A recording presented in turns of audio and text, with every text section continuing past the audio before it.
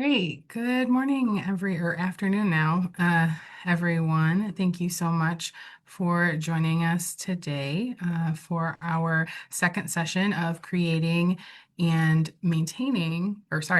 creating and sustaining inclusive community series. My name is Brianna Miranda, and I'm one of the Fair Housing Center of West Michigan's education and outreach coordinators. Joining me today is Tyler Oxt of MSU Extension and Lindsay Owens of also a Fair Housing Center of West Michigan Education and Outreach Coordinator. Tyler is a government and community vitality educator for Southwest Michigan with MSU's Extension and Michigan Sea Grant focusing on land use, zoning, planning, and community development. He joined us for the first session of this series, where he gave an overview of the zoning and planning process and what those words mean. If you didn't have a chance to join us for that session, you can find a link to that in the chat or on our housing development webpage. Tyler has also joined us last year for our Fair Housing and Housing Development series, which was geared towards developers and zoning and planning professionals. You can find the recordings and materials for that series on that housing development webpage as well. Just to give you a lay of the land, I will start us out today providing a brief overview of who we are. And then I will toss it over to Tyler, who will dive into engaging in the zoning and planning process. And then Lindsay will end our time today by diving deeper into how to engage in the process with fair housing in mind. Before I begin, though, I just wanted to go over a few housekeeping things. We will not be providing certificates for this session. We are recording this session today and will make the recording available in next week. Please use the Q&A to send in any questions. We will have links to an evaluation that we will share in the chat towards the end of our time today. Please fill it out and share your thoughts with us. We really appreciate any feedback. We will also be hosting a third session for the series, so please keep an eye out for that in the coming weeks. If you're registered, you're here today, you will receive information for that, but if you know others who are interested, just let them know that we'll be continuing this series. So that is our housekeeping stuff, so I'll dive right in. So here's some contact information for us today. You can follow us on Facebook and LinkedIn, and then there is mine and Lindsay's contact information. So this series is really aiming to empower community members with practical information to work towards a more inclusive and fair community. This series is also available at no cost thanks to a generous grant support from the U.S. Department of Housing and Urban Development. A little bit about us, if you aren't familiar. We were founded in 1980 as a private nonprofit fair housing organization. Our mission is to prevent and eliminate illegal housing discrimination, to ensure equal housing opportunity, and to promote inclusive communities. We do this through various ways, like today, providing some education. We also do outreach, research, advocacy, and enforcement. Some disclaimers here. The Fair Housing Center of West Michigan does not have any attorneys on staff, and we cannot provide legal advice. All information provided today is for educational purposes only, and all information is current and to the best of our knowledge and can change at any time. So we did cover a little bit more in depth about fair housing in the first session. So we're just going to briefly cover it, just go over some things today to kind of frame the presentation for you all to be thinking at this information with a fair housing lens. So fair housing is the right to choose housing free from unlawful discrimination based on protected classes that are outlined under federal, state, and local fair housing laws. Fair housing laws protect against discrimination in any type of housing transaction. Oftentimes we think of it as rentals, sales, but often lending it has occurring and insurance, and then for the purposes of today, land use and zoning decisions. So this is a list of our protected classes. At the federal level, we have race, color, religion, sex, disability status, which includes mental and physical disabilities, family status, which is the presence of children under the age of 18 in the home, national origin, where somebody is from. There are additional protections for those that receive federal funding through HUD, and so those are listed there. And then at the state level, we have all the federal protected classes plus marital status, so whether or not you are married, widowed, engaged, divorced, separated, age, with the exception of senior housing, race, we have an expanded definition to include hair styles that are associated with race, sexual orientation, gender identity and expression, and then source of income. However, that's only relevant in rental housing only. And at the local level, it really depends on where you live. So we provided some resources here to, check on your cities to see if there's any local fair housing codes or ordinances that have additional protections. So what is covered? Fair housing laws prohibit discrimination in dwellings. A dwelling is any building structure that is occupied or designed or intended for occupancy, and this includes any vacant land. So that's the purpose of this session, is we're talking about development, and so vacant land is covered under fair housing laws. So that's just kind of a really brief intro of fair housing, but now I'm going to turn it over to Tyler, who will talk about influencing zoning decisions and engaging in the process. Thank you, Bree. Appreciate that introduction there as I pull up my slides. And yeah, hello again. My name is Tyler Aux with Michigan State University Extension, and I'm going to spend the next chunk of time going over how to really influence zoning decisions, how to engage in that local zoning process when decisions are being made. The last session really focused on outlining this process. What is planning and zoning?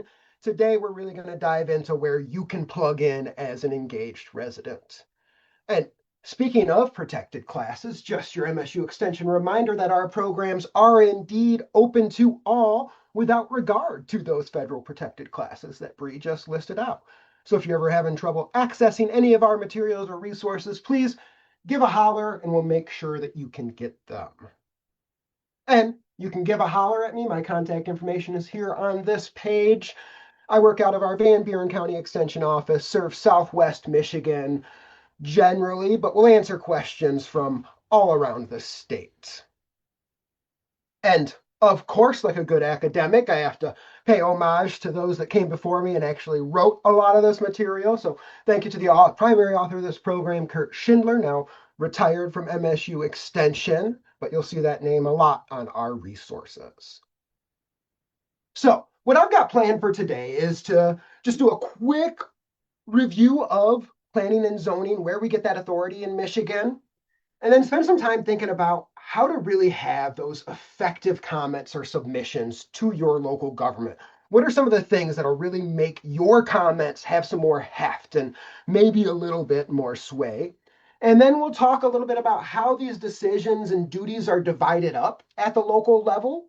And we'll end with that section D, E, and F, talking about a couple categories of zoning decisions where there is an opportunity for the public to voice their thoughts, share information, and potentially impact the outcome of those decisions by your local planning commissions or other bodies. So, starting right off the bat here, just some review from that session one. Encourage you to watch that recording as well. But we all plan, right? Including our communities. This planning process is really fundamental to setting goals, figuring out where we want to go, and really planning at the community level, or the failure to plan, really impacts folks on a day-to-day basis. So the idea here is with planning is change is a constant, right? We all know that.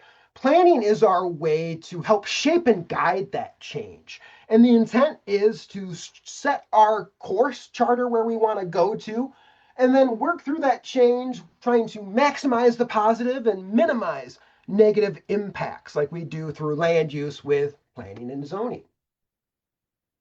And planning is so important because in Michigan, our state enabling acts say that zoning needs to be based on a plan. This is a requirement.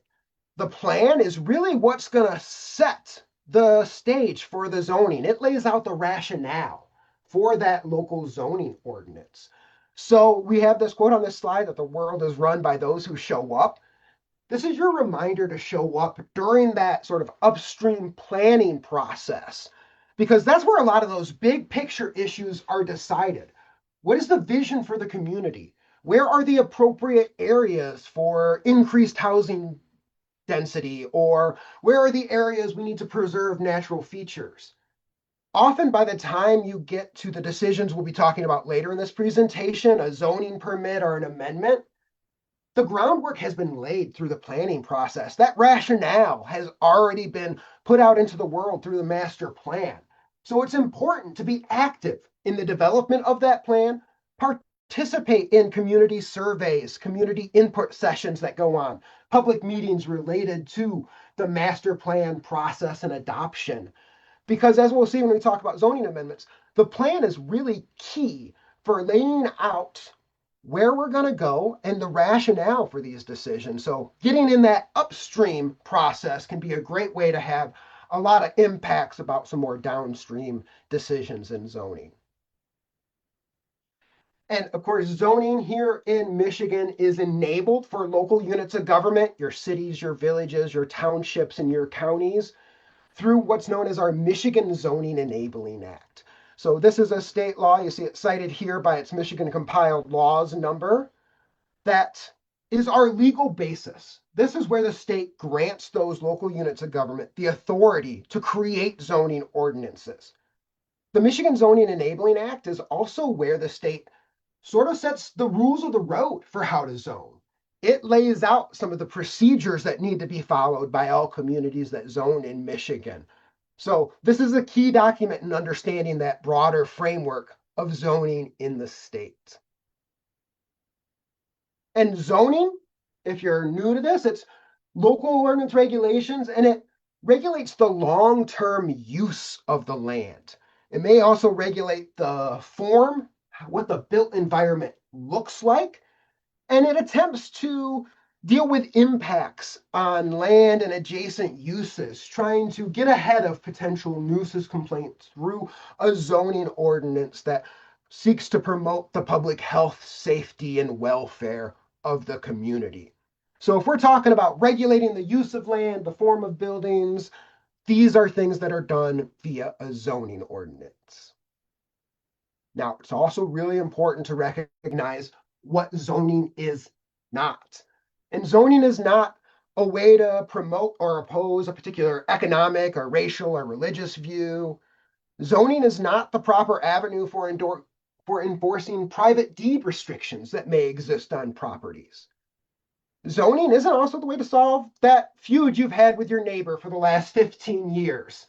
Zoning doesn't get into those sort of interpersonal disputes.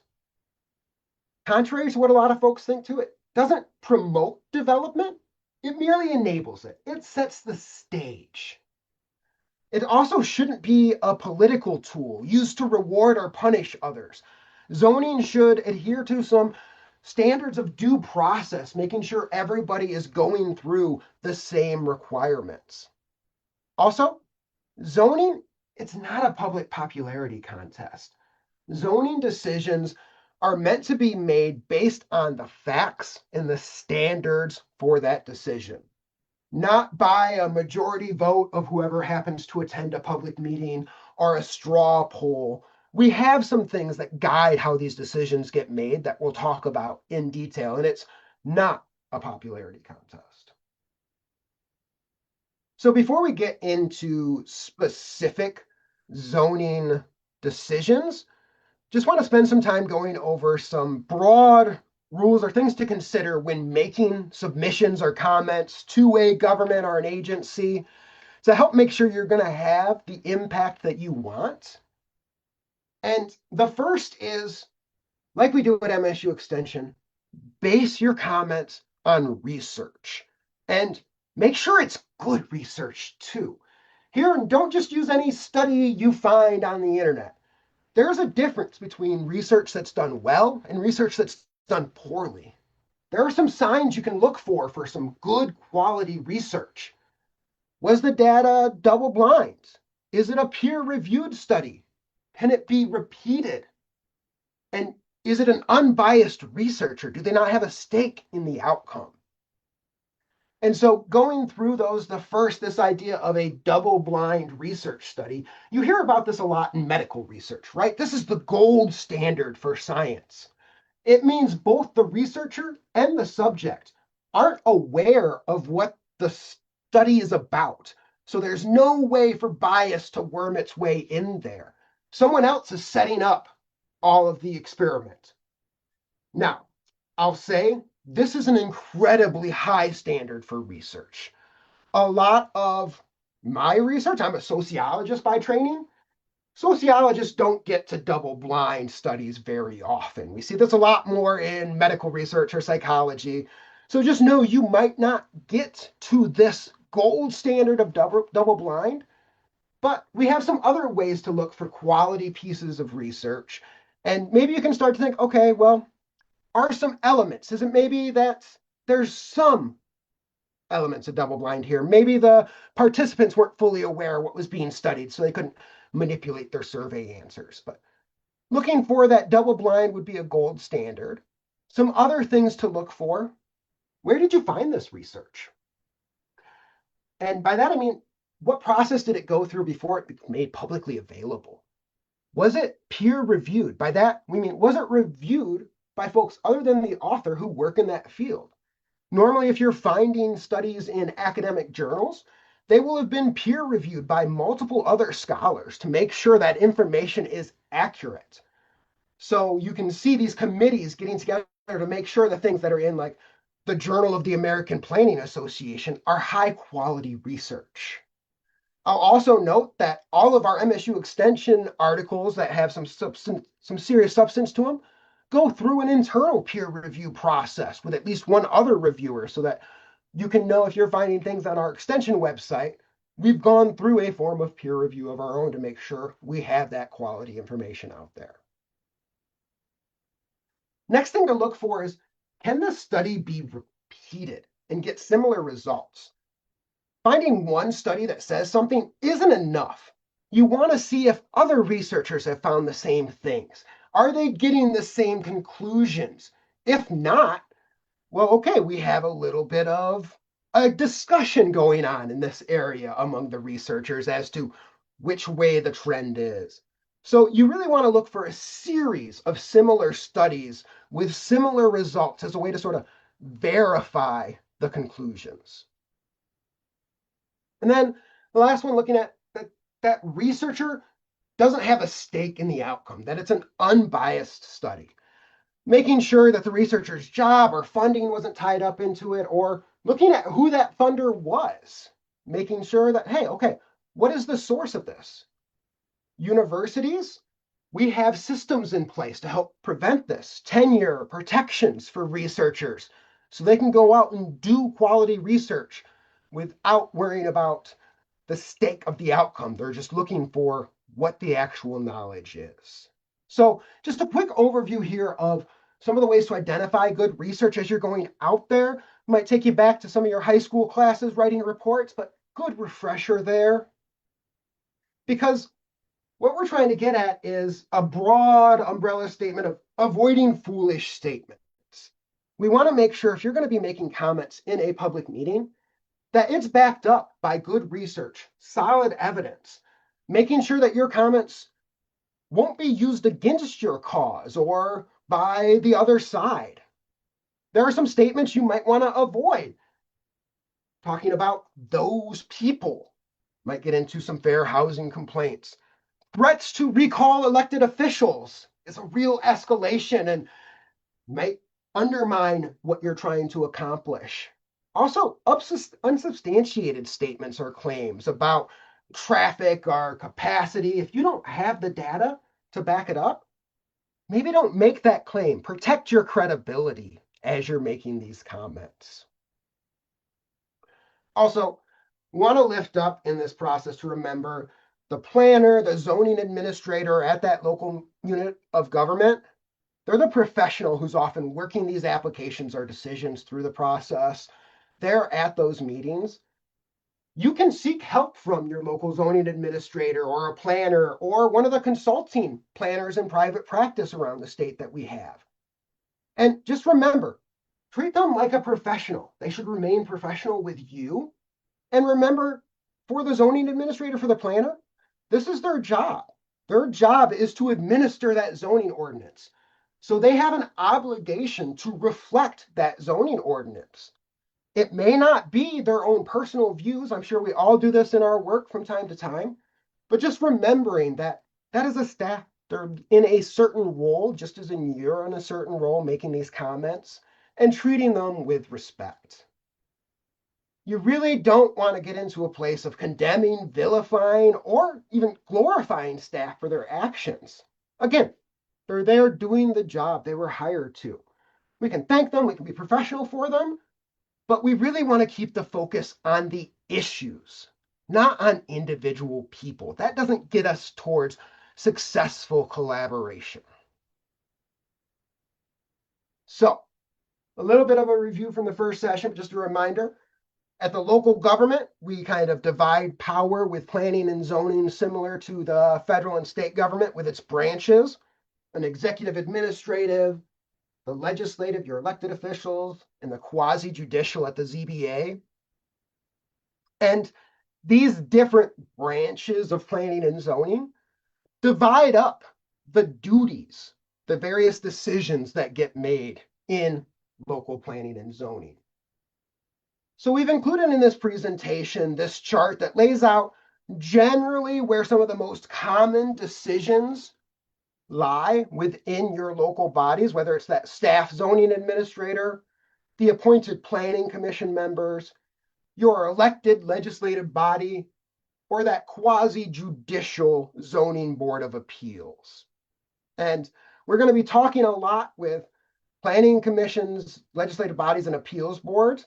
That's where you can have some more influence than those purely staff administrative decisions. Because the public, when it comes to these zoning actions or zoning decisions, those general permit decisions here that are just by right, zoning administrator reviews and hands them out, there's not a lot of influence for the public there. Really, it comes to special land uses, zoning amendments, and variances and appeals that are where the public can participate. These decisions have public notices, hearings held for them, and allow everybody to come and participate, both the applicant, the developer, residents, neighborhood folks, and other local governments or agencies can all provide facts to help make these decisions. So now we're going to go into each of those decision types that I just listed from this previous slide, the special uses, amendments, variants, and appeals, and kind of lay out how those decisions are made and how to approach engaging in this process and preparing your comments for submission to the body or at that public hearing.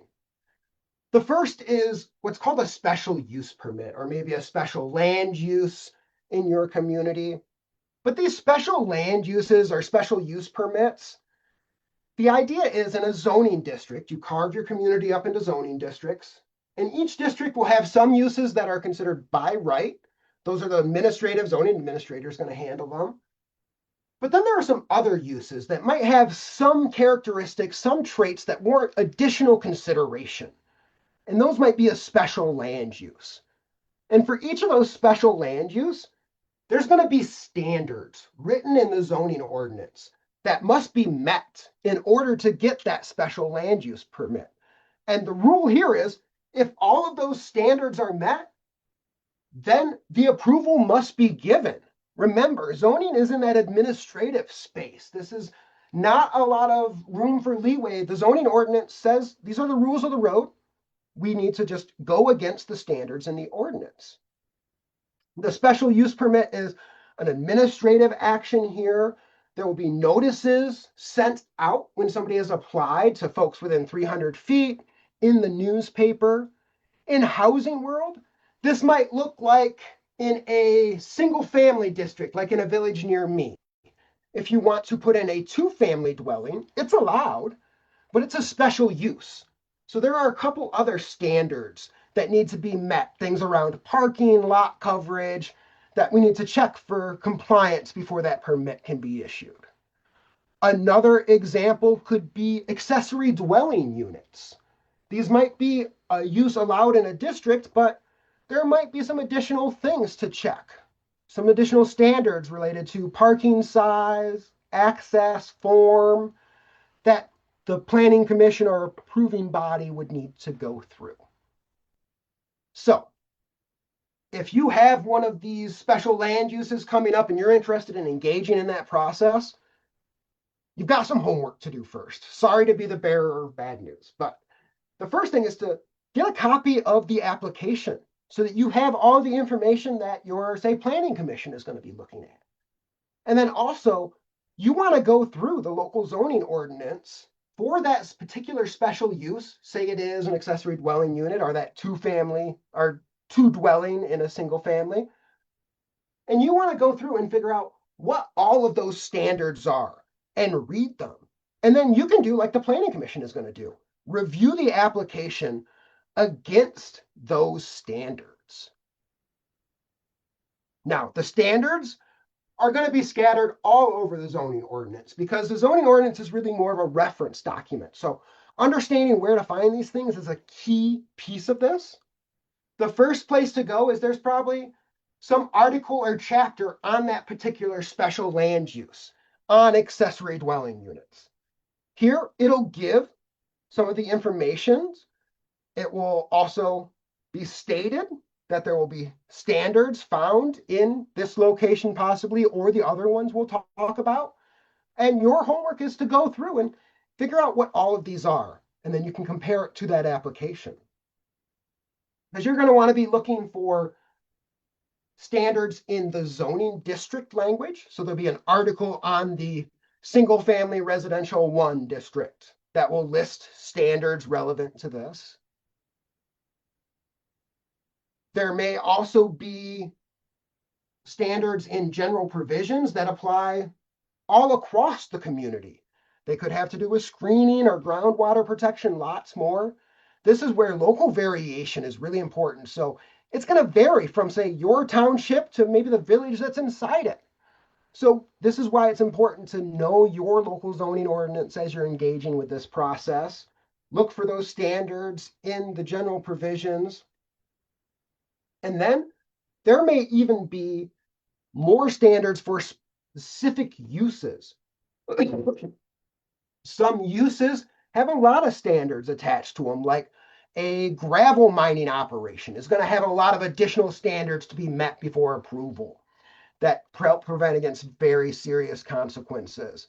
Mobile home parks, heavy industry, many more have additional standards listed out in a section or chapter on that particular special use. So you do your homework, you go through, and you find all of those relevant standards.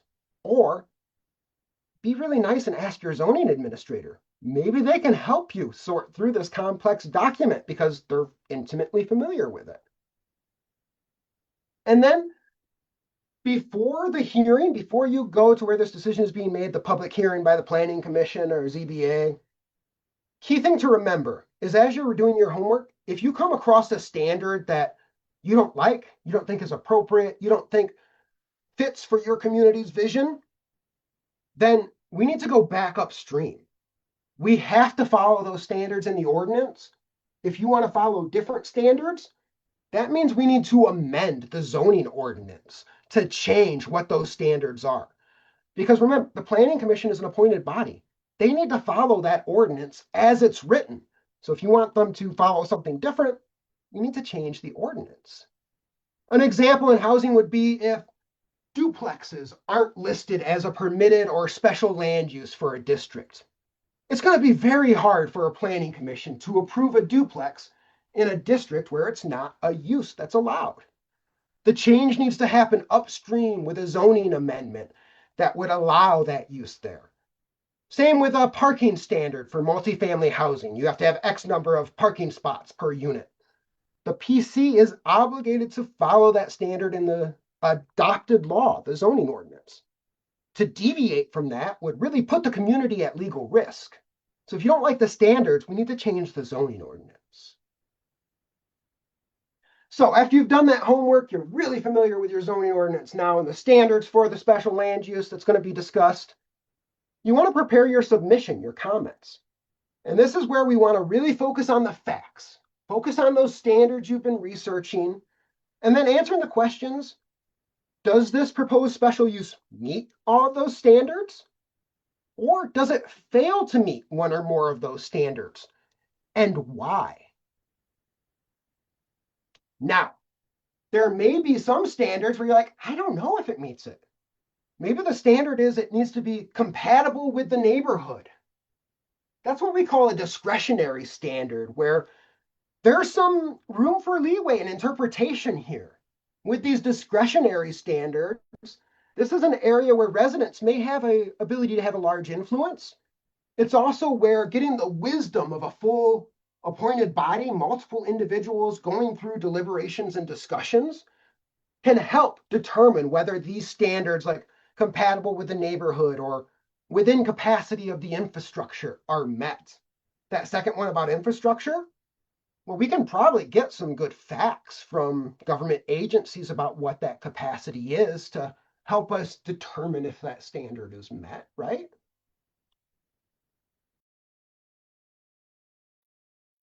So again, as you're preparing your comment, you want to remember to be effective. You want to protect your credibility, use that good research, focus on the facts.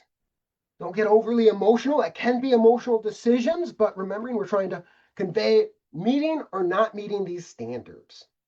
And really focus on the land use, the impact on the land, not those things that I said zoning was not earlier.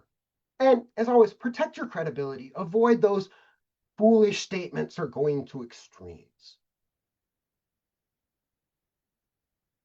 And then once you've prepared what you're going to say, give your entire submission in writing to the local unit of government. They will often say how written submissions can be accepted. That will help and include copies for everybody on the public body, including the staff if they're there. That way they have it in writing, they can review it ahead of their meeting. And then when you come to that public hearing, you just orally summarize your written submission. Might also help you stay in a time limit if they have that adopted for their public hearings as a rule. So this way you're kind of, just giving the elevator pitch for the longer researched submission you already gave.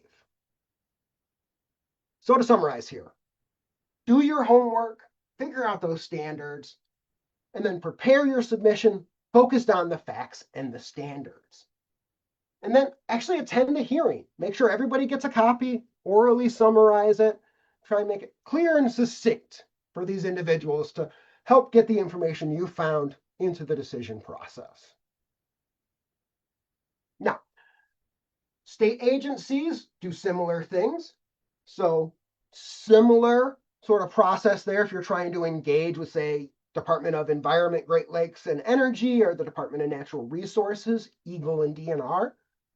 And we have some links here on their administrative rules and federal regulations for that next level up, but follows a similar pattern. All right, so that's our first overview of that special land use as one type of decision, reviewing against the standards. I also mentioned, though, if you didn't like the standards, maybe you amend the zoning. And here, remembering what I said earlier, zoning needs to be based on that plan, right? Your master plan, your comprehensive plan. So any amendment to zoning also needs to be based on, it needs to follow that plan. And remembering, zoning is a local law.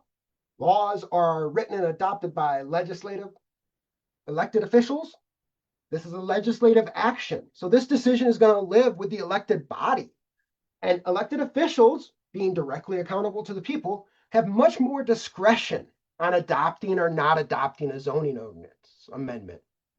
Now, these amendments will often start in the Planning Commission with a recommendation to the legislative body. So you may engage at that level, but here we're thinking about that final approval decision.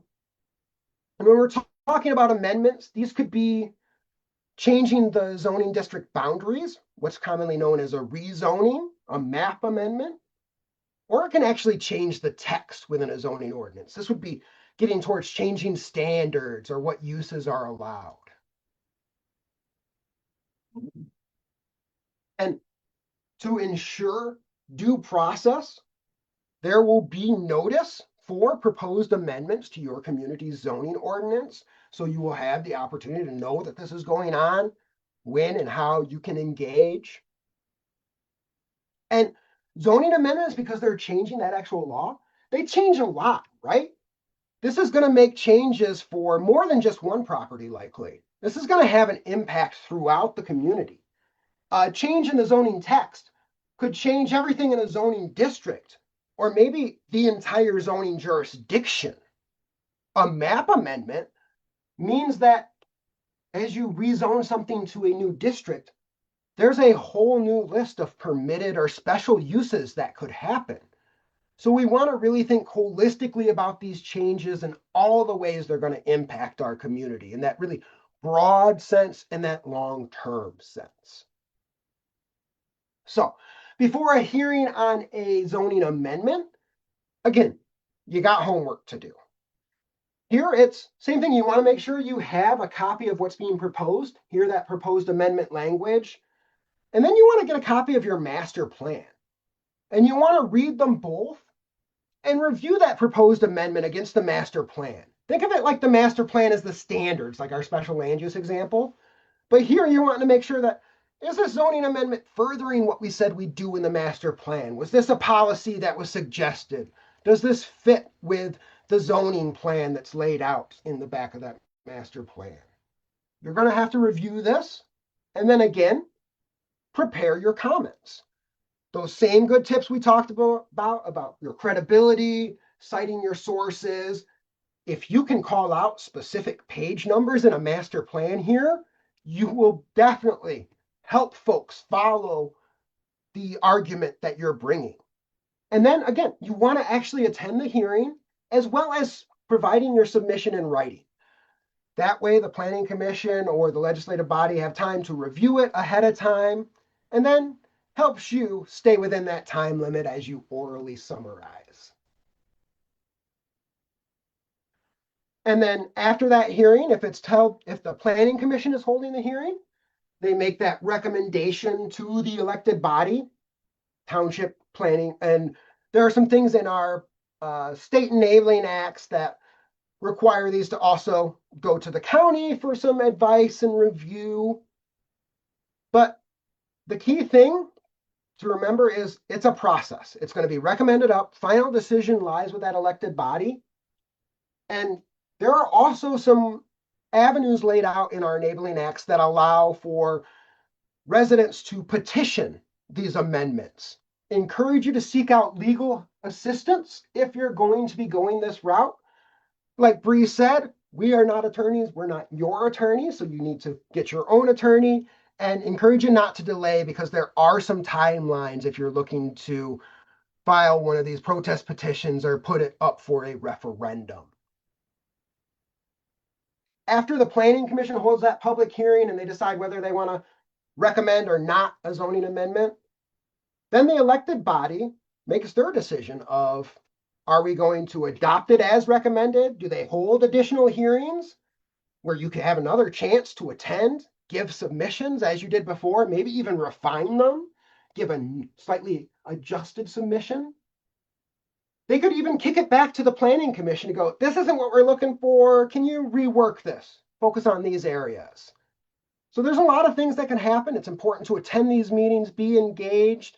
If you can't make one, know that our Open Meetings Act also requires that meeting minutes will be taken and made publicly available. So there are ways to stay in touch with what's going on in your community.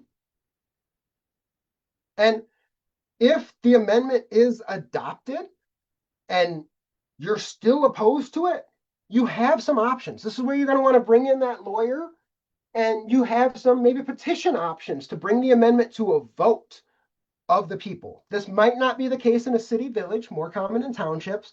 Again, this is why you need that legal advice, and do not delay. The timelines start setting in for this. So again, to summarize, For these zoning amendments, changing the text of a zoning ordinance, rezoning a property, you want to make sure you have a copy of the proposed amendment and your most recent master plan, and then read them both and compare. Figure out, does this match with the plan? Does this fit with what we said we'd do? And think about those broader impacts more than just on one current proposal. This is where you need to start thinking like a planning commission or a planner and thinking about what is that long-term impact going to be on other properties in this district or 10, 20 years down the line. And like the first example, prepare that written submission, focus on the facts and the plan. If you can have those citations, great. And like similar slide to before, just kind of rounding it all up, making sure you have that effective submission and comment, focus on the facts, cite your sources, don't go overboard with your statements, and really knowing what your options are after the amendment is adopted. Think about that ahead of time so you're prepared and can meet some of those timeline deadlines if you are wanting to go through the petition for a voter referendum in a county or a township. In a city or village, it's a slightly different process. Again, why the legal help is so important here. All right, the final bucket of zoning decisions we're going to look into are appeals and variances. And here, these live with the Zoning Board of Appeals, normally the ZBA at the local level. ZBA does a lot of different things. They can interpret the zoning ordinance, provide that official interpretation if something is unclear. Same thing with the map. They also issue these variances, which we'll get into what those are, and they hear the appeals of any administrative decision. So if somebody doesn't like the decision they get, it can potentially be appealed to this local quasi-judicial body. So when it comes to those appeals, it needs to be an aggrieved person. Would encourage you to seek legal counsel to figure out if you meet this qualification. It can also be officer departments, boards, bureaus of the state, or local units of government bringing appeals before the ZBA, that Zoning Board of Appeals. The ZBA also has a little niche responsibility in offering interpretations, where if there's something that's unclear in the ordinance, the appeals board might be able to check on that interpretation. But really, a lot of their work is in appeals. The administrative appeals of decisions of a zoning administrator or a planning commission can be appealed to this local body. And then the ZBA will review, was that decision made properly or not? Did they follow the standards in the ordinance, say on a special land use permit? This slide outlines the process for interpretation issues. This comes up pretty infrequently. Communities try and write clear ordinances from the get-go, but sometimes the ZBA will be asked to provide their interpretation, and they'll go through a process of research and looking at the full ordinance, reviewing how other districts handle this, seeking out the advice of a planner or legal counsel, and then coming up with an official interpretation to make the ordinance more clear in that particular instance. It's a very narrow interpretation, really just trying to clear up any of that fuzziness. Similar thing with map interpretations. This is less common as we've digitized a lot of local government. It used to be more common when maps were hand-drawn or maybe had been around for a few years. But know that these are things the ZBA does. But the big decision that often brings people out to a ZBA is the request of a variance. And what a variance is that's planning and zoning talk for. A variance means you have the ability to deviate from the strict application of the zoning standards or the zoning ordinance. And the idea with a variance is in a community, there's a lot of different types of lands, parcels. You can't possibly zone for every individual parcel. We need to have some sort of a release valve. And this variance process is there to grant those very limited exceptions to regulations as long as certain conditions or standards, again, are met. For our variances, there are two different standards for two different types of variances. For a regulatory variance, looking at for a dimensional variance, looking at setbacks or housing size, we look at the standard of a practical difficulty, see if that is met, and that's defined by case law here in Michigan, what a practical difficulty is. The standards are probably also recreated in your local zoning ordinance and may have some additional ones. But a good example of a variance is if you've got a partial and it's large enough to use, but it has, say, a pond on it or wetlands. That means that the minimum size house required wouldn't be able to fit within all of the setbacks. In that case, because of those unique circumstances of the property itself, then that might be a case where we could grant, the local unit of government could grant a variance from a setback to allow that house to fit in on the buildable area, moving away from that water setback. Again, that little steam valve to allow some flexibility for the unique characteristics of the land. Now, these should be pretty difficult to obtain. The practical difficulty, the standards established by our court cases are listed out here, but it's pretty hard to obtain a variance. It needs to be, some of the key things are, it can't be self-created. The applicant can't have done this to themselves. It needs to be something unique to the property, unique to that actual land, not generally found elsewhere in the zoning district. We also want to make sure that it's the least amount of variance possible, that we're not granting too much leeway here. So your zoning ordinance will lay out the standards for a practical difficulty, hopefully, and you can go through if there's a variance request like you did the special land use. Does this application meet those standards? It's the exact same review the ZBA will be doing at their meeting. There's also another type of variance, which is called a use variance. And this doesn't get to the dimensions of a parcel or what's built on it, but the actual use of the property. The common example we use in extension is the idea of building a restaurant or a tavern in a residential district. The zoning ordinance doesn't list tavern as a use, either permitted or special.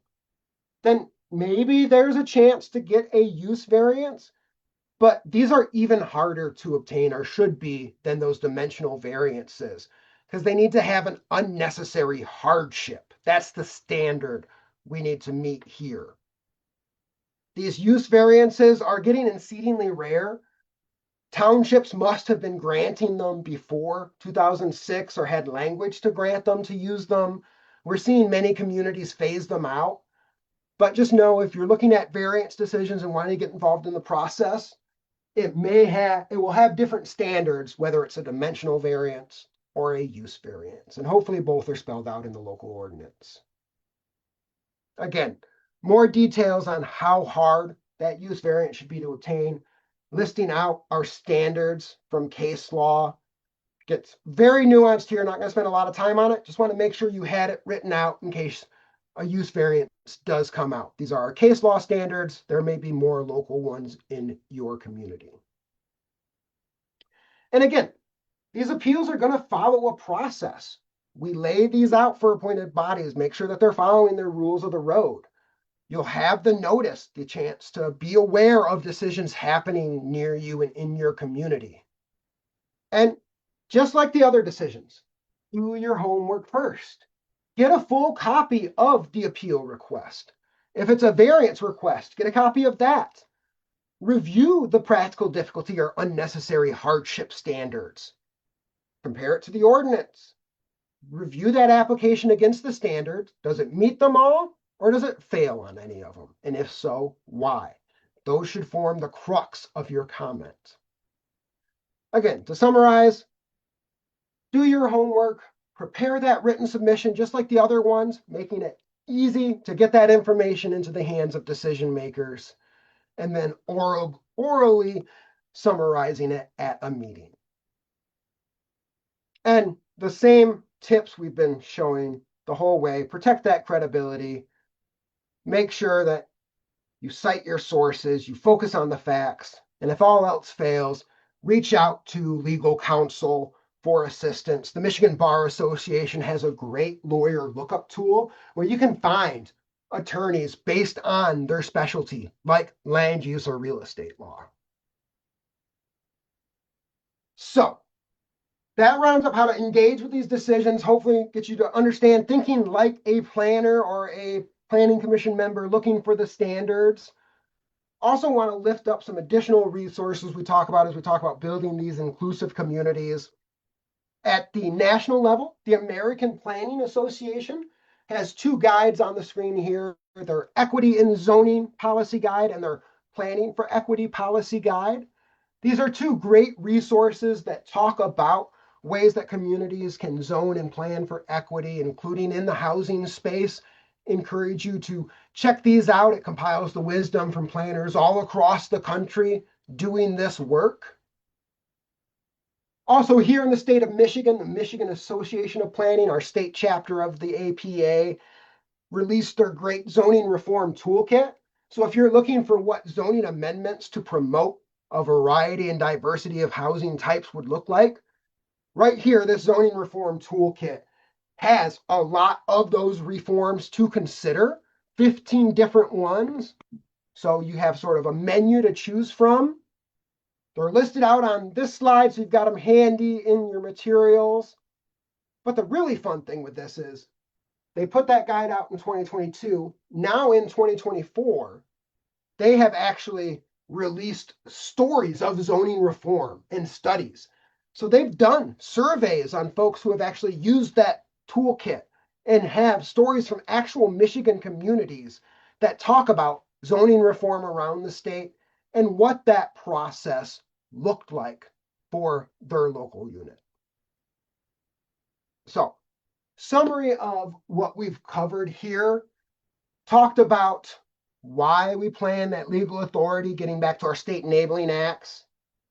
Spend a chunk of time thinking about how to write effective submissions, really, doing that homework, finding our facts, bringing our facts to the presentation, making sure to not get overly emotional. Of course, remembering these are intensely personal conversations that are happening, and we're talking about people's often largest investment. But how can we make those submissions or comments more useful to the body, really? And that's by focusing on those standards, talking in the language that the Planning Commission or the ZBA is going to be using. If you can point directly to a standard in your comment, you're plugged into this decision pipeline more than a comment that just talks about how great the neighborhood used to be. We want to base these things on the facts and the standards that the decision makers are going to be using to make that decision. We then talked about some of those types of decisions: special land use permits, zoning amendments, variances at the ZBA. We've been having this acronym up here, and I've ignored it the whole time. But as we're rounding out and closing my portion, just want to let you know that PUD you've been seeing, that stands for Planned Unit Development. This is a type of tool in zoning that allows a lot of flexibility. So we'll often see it in housing world. Planned unit developments might allow for some increased density or some mixed use housing next to commercial or public uses. Planned unit developments often go hand in hand with condominium projects, whether that be within a building or detached building condominiums. But it shows up on both D and E here because planned unit developments can be treated as either a special land use permit, that administrative, go by the standards and then approve, deny at the planning commission level, or they can be treated as zoning amendments, which means an actual change to the zoning ordinance, or likely through a rezoning process to a planned unit development. And depending on how your community handles those, it's going to be different bodies handling that. So just wanted to lift up why that is included twice, in case you're seeing a lot of planned unit developments in housing developments in your community. It'll be important to understand how your community treats those. And as I close out, Tyler's biggest secret for getting involved in all of this planning and zoning stuff, reach out to your local unit of government. You will have a zoning administrator, a planning and zoning department, somebody that you can reach out to, ask these questions. If you can't find your zoning ordinance, call your local unit and ask them. Let them know that you're interested in engaging with the process. Do they have any resources for you, tips, advice? Start with that conversation. And I found a lot of times in local government that can really help illuminate what the process is at the local level. So with that, it rounds up my time here. So I'm going to be kicking it back over to the Fair Housing Center of West Michigan to tie it a little more directly to fair housing here. I'll stop my share to do that and take it away. Well, thank you so much, Tyler, for sharing all that information about how we can get involved in zoning, planning, and land use processes in our communities. So now we're going to take a little bit of time to tie this all back to fair housing. First, we'll do a little bit of a brief overview of what we covered in the last session when it comes to zoning, planning, land use, and fair housing. So across the country, including here in West Michigan, many communities are facing a serious lack of housing, especially housing that's affordable and accessible. One unfortunate but common challenge is community opposition, often called NIMBY. NIMBY, which stands for Not in My Backyard, is a term used to characterize when people living in or near a neighborhood oppose the addition of new housing or efforts to include more housing through changes in zoning and land use. Many people with NIMBY beliefs often understand that more housing is needed, but they often do not want these developments placed in their communities. There are many reasons why neighbors might have concerns about newer increased development in their communities. But something we really want to hit on is that NIMBYism can provide an avenue for housing discrimination. Strong and widespread opposition to housing can pressure local governments to act in discriminatory ways. Local officials might fear neighbors' responses if a project is approved. The Fair Housing Act, despite this all, prohibits local governments from making zoning or land use decisions or implementing land use policies that exclude or discriminate against people protected by fair housing laws. When decisions about proposed housing developments are based on who is most likely intended or presumed to live there, the risk of fair housing violations increases, and this is especially true when that who is a group protected by fair housing laws. We touched on this in the last session, but it's worth mentioning that local governments can't consider neighbors' fears that someone of a particular race, national origin, religion, or disability status might live in a proposed development. Zoning ordinances can't contain provisions that treat uses such as affordable housing, supportive housing, or group homes differently than other similar uses, and they can't enforce ordinances more strictly against members of protected classes. Sometimes neighbors are opposed to new housing or zoning changes because of the presumed characteristics or demographics of people they think will live in those new developments. Often those who are targeted are people of color and people with disabilities, both groups that are protected by fair housing laws. Discriminatory opposition might look and sound openly discriminatory, using direct and explicit language with an intent to discriminate against particular groups of people. Some examples of openly discriminatory statements are, we don't want those types of people living here. If we allow a particular group of people to live here, they will bring drugs, crime, and violence, and this project will attract the wrong kinds of people to our neighborhood. Those are pretty blatant discriminatory statements.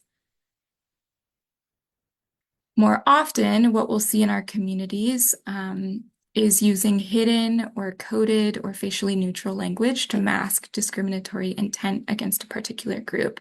We call this covert or disguised discriminatory opposition. Facially neutral is language, policies, or laws that appear neutral on their face but are discriminatory and disproportionately impact one group compared to another. Neighbors opposed to new or increased development might focus on impacts to property values, public safety, or neighborhood character, which are seemingly neutral issues. Sometimes their concerns might subtly imply that developments or new residents in them will disrupt or negatively impact the neighborhood. There are many legitimate reasons for neighbors to express concerns about new developments in their communities, but when concerns about aspects of development are selectively raised or disproportionately emphasized in a way that seems to target developments presumed to house specific groups of people, they can be an indicator that there's some discriminatory intent there. Some other key signs to look out for if neighbors' opposition, their concerns are not based on real facts or real impacts, or if neighbors continue to object even after efforts have been made to address their concerns. Here are some example statements related to infrastructure, safety, property values, and neighborhood cohesion with a project. Again, we really want to emphasize that it's normal for neighbors to have concerns about development in their community, and that those concerns aren't necessarily inherently discriminatory. But again, they have been used in the past to mask discriminatory intent against members of protected groups. So we'll discuss more about these specific concerns in our next section. Touching on just some of the potential implications of opposition, one of the largest ones is blocking needed housing amid an ongoing affordable housing crisis, maintaining current levels of segregation, spreading harmful stereotypes, overburdening communities, and so many other hard impacts on our communities. While neighbors have the right to voice their opinions, it's really important to think about how we respond and engage in this process pretty carefully, given the potential impacts of opposition.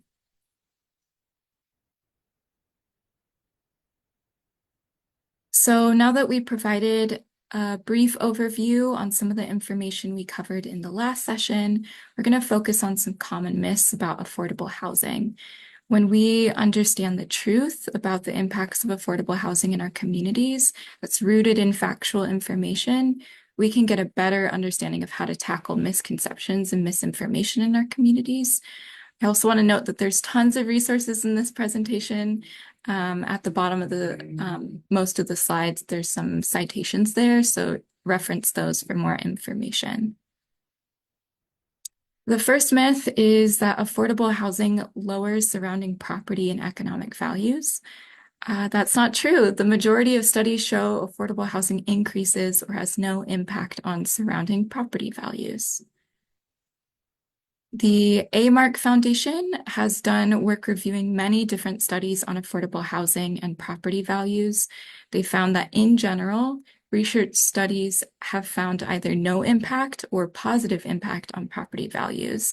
Here's some studies listed. We have one from the Livable Cities Lab in Orange County, California. They found that new low-income housing properties that were built, housing prices around them went up and crime rates fell. There's another report from the Urban Institute in Virginia, a study done in Virginia that found that properties located within about a city block is about a 16th of a mile saw property value increases that were small but were statistically significant. And then another study in 2022 that seems to be a popular year for these studies listed in the Journal of Housing Economics found that LIHTC properties in Illinois generated positive price spillover effects on surrounding neighborhoods. There are many studies listed by the A-Mark Foundation, so I'd encourage you to go look at those and review them for yourself. The A-Mark Foundation has also compiled some studies that show affordable housing had no impact on surrounding property values. There's a pretty big study from Trulia that was over a 10-year span in 20 of the least affordable housing markets in the country and found that there was no effect on nearby home values.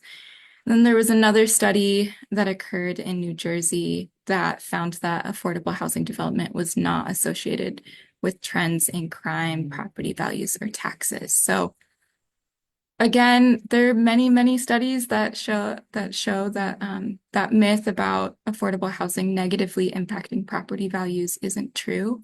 But of course, do that research yourself and look into some of these sources. Another pretty common myth about affordable housing is that it increases crime and public safety issues. The truth is that a majority of studies show affordable housing decreases or does not affect crime rates. A 2011 study published in the Journal of Urban Economics found that low-income housing developments in the poorest neighborhoods bring with it significant reductions in violent crime. And then there's two other studies we discussed back when we talked about property values that also looked at crime rates and found either like an association that crime rates fell or that there wasn't an impact on crime rates. So of course, do research for yourself, learn more about this, but yeah. Another common myth that's thrown around about affordable housing is that it disrupts community character and cohesion. The truth is, affordable housing can often be a catalyst for community cohesion, and here's why. The term social cohesion refers to social connectedness, solidarity, and trust among people within and across communities, organizations, and society at large. When researchers think about social cohesion, they typically think about it as being multidimensional or having many different aspects or parts. The first aspect is strengthening social connectedness. The second is the reduction of inequalities among different groups of people. There's also other aspects researchers have debated about being impacting social cohesion, but there's some arguments about it. Studies have found that there is a positive link between housing stability and social cohesion. Housing policies that address inequalities in our communities and increase stability can increase social cohesion and connectedness. We know that affordable housing can help address inequalities. It can help reduce intergenerational poverty and increase economic mobility. We also know that affordable housing increases housing stability. Affordable housing is often built to meet the housing needs of existing community members, allowing them to stay in our communities. Residents of new affordable housing projects are more likely to be existing workers within our communities. And research shows that affordable housing developments do not significantly impact the number of people moving out of our communities. All these aspects emphasize the ways that affordable housing really helps increase stability in our communities. The point is that when people have stable housing, they tend to be more connected to others in their community, and greater connections and less inequality help social cohesion in our communities. In many ways, the less affordable housing we have in our communities impacts social cohesion. Another common myth is that affordable housing looks cheap, damaging neighborhood aesthetics. The truth is, affordable housing can be well designed, managed, and maintained. There are sometimes misconceptions that affordable housing, what it takes to make housing affordable. The truth is that affordable housing has to comply with the same building restrictions and design standards as market rate housing.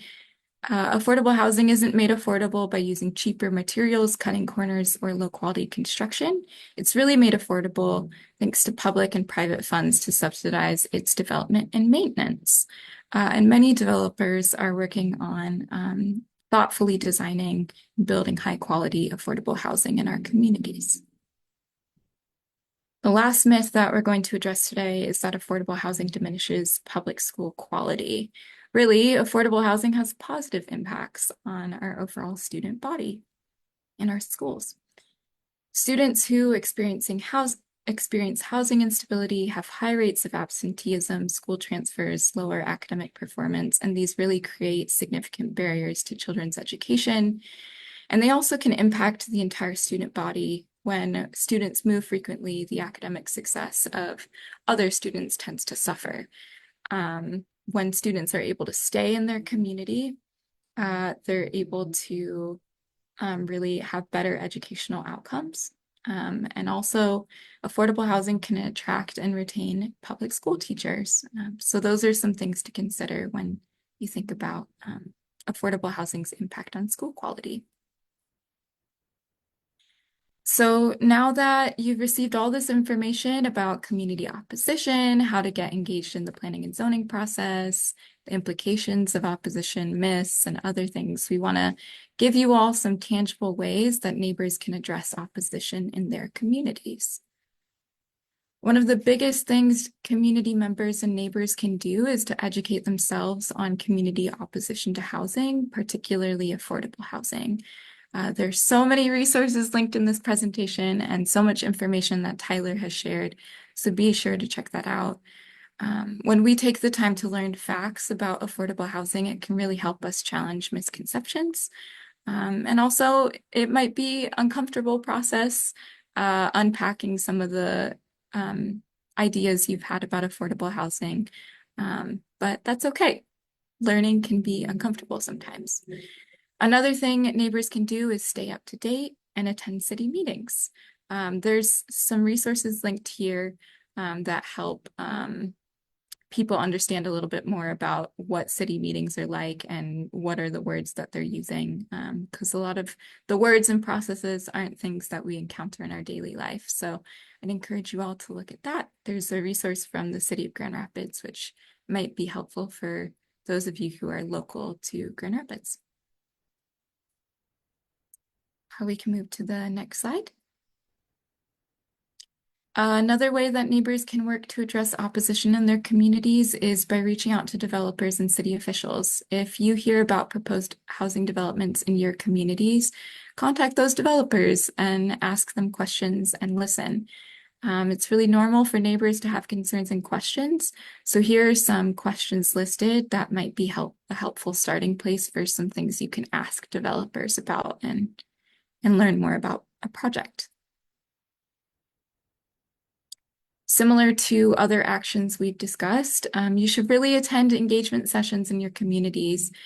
Developers and local government officials are often required to involve surrounding neighbors, community organizations, and other stakeholders in their projects.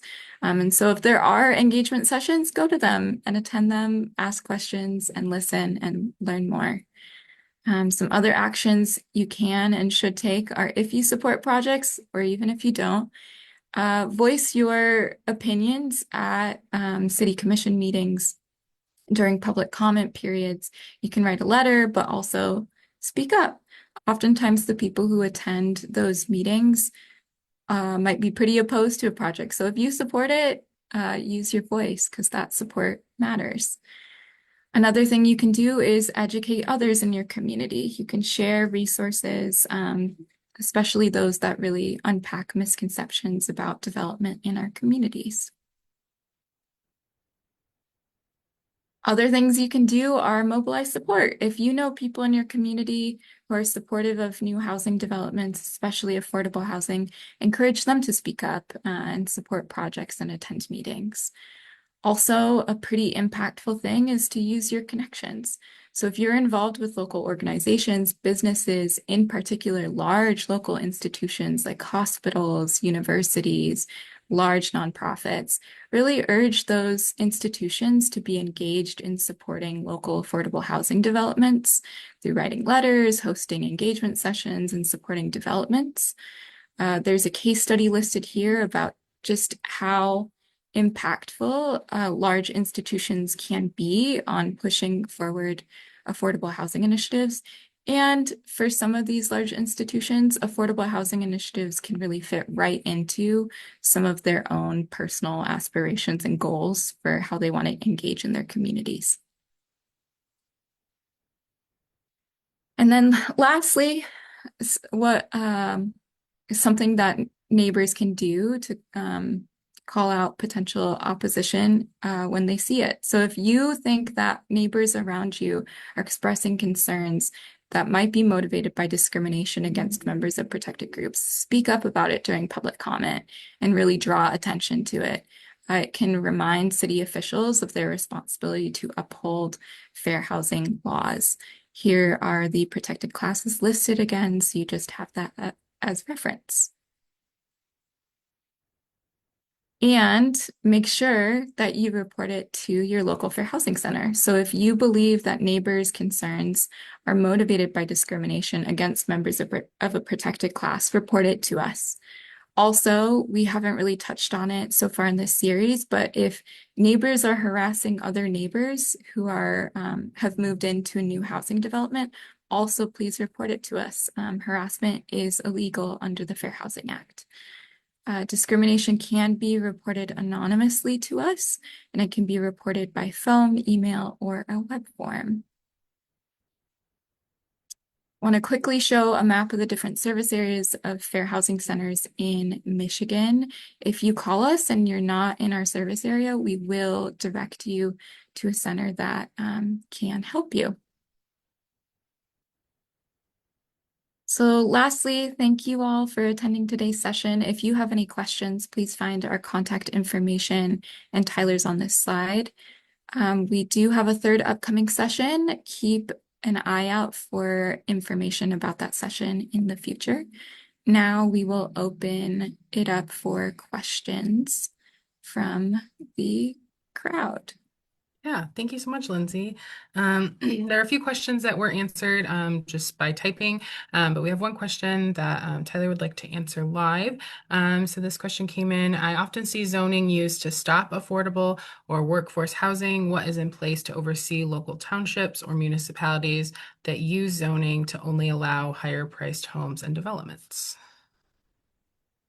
Yeah, so for that, I think I'm going to go back to some of my what zoning does and doesn't do.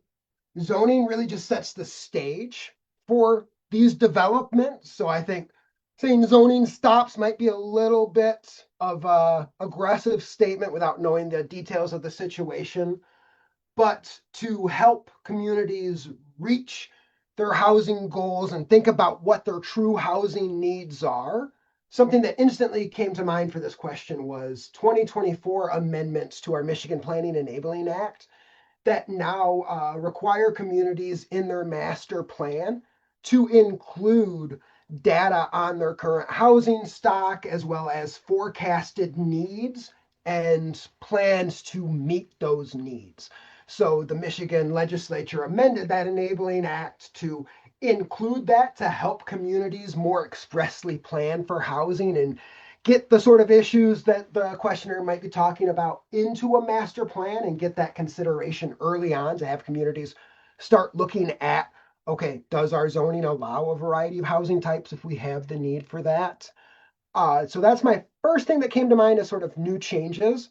The other thing stopping it is it's a democracy, y'all, right? We get to engage in these processes in the ways we were talking about. So engaging and making sure that if there is a preference for a greater variety of housing price points, that that comes out in those planning engagement sessions so it gets into the master plan. Also, remember, your local zoning ordinance is adopted by your local elected officials. Elected officials have that accountability to their constituents. So that can be another avenue of if you're seeing zoning that you aren't liking, our democratic processes have built in ways to change that and to use the things we've talked about to make those effective comments to help sway the decision makers or get super involved and become a decision maker yourself. So those are some of the ways that I'm seeing that happen. But yeah, it's that continual process, making sure that we're identifying what the needs are and meeting them as a community. Yeah, and I just want to, excuse me, want to add on to that as well. If the zoning is also connected or based on a protected class, then that would be something that you could report to us. Lindsay kind of talked about some of the covert discrimination. So if you're seeing those policies and it can be connected to a protected class or based on a protected class, that would also be something that you could report to us and that we could look into. The Us other as thing in the on fair that, housing. apart from the zoning, there's also a lot of just economics of development that go into this that might make what the type of housing or the price point just be fiscally impossible for a developer to achieve with current land prices, building prices. So that may be where we need to start looking as a community at other potential financing incentive or tools like the recently adopted brownfield tax increment financing for housing or other ways to help sort of bridge that gap in the developer stack as they try and pencil these things out. And I think I'm out of all my developer lingo now. Well, that was it for the questions. But if folks are, have questions after this, feel free to reach out. Our contact information was listed on the slides, and provided to you. So again, if you have questions after this, feel free to reach out. However, thank you so much for attending today and joining us, and have a wonderful rest of your day.